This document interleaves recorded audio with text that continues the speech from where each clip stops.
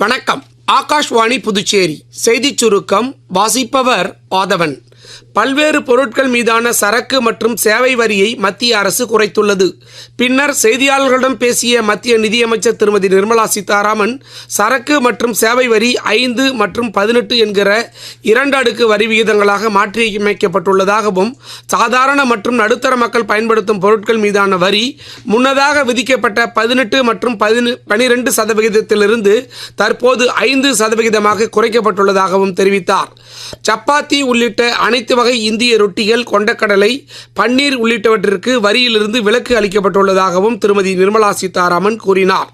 சரக்கு மற்றும் சேவை வரியில் சீர்திருத்தங்கள் மேற்கொள்ளப்பட்டுள்ளதற்கு பிரதமர் திரு நரேந்திர மோடி பாராட்டு தெரிவித்துள்ளார்.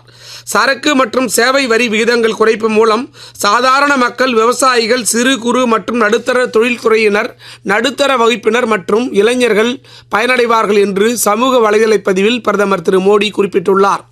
இந்த வரலாற்று சிறப்புமிக்க முடிவு ஏழை மற்றும் நடுத்தர வகுப்பினருக்கு பெரும் நிவாரணம் அளிக்கும் என்று மத்திய உள்துறை அமைச்சர் திரு அமித்ஷா தெரிவித்துள்ளார்.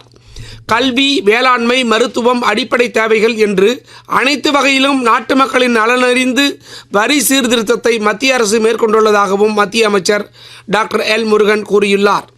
தமிழகத்தில் திமுக ஆட்சி அமைந்த பிறகே போதைப்பொருள் விற்பனை அதிகரித்திருப்பதாக மதுரையில் நடைபெற்ற பிரச்சார கூட்டத்தில் அஇஅதிமுக பொதுச் செயலாளர் திரு எடப்பாடி பழனிசாமி குற்றம் சாட்டியுள்ளார்.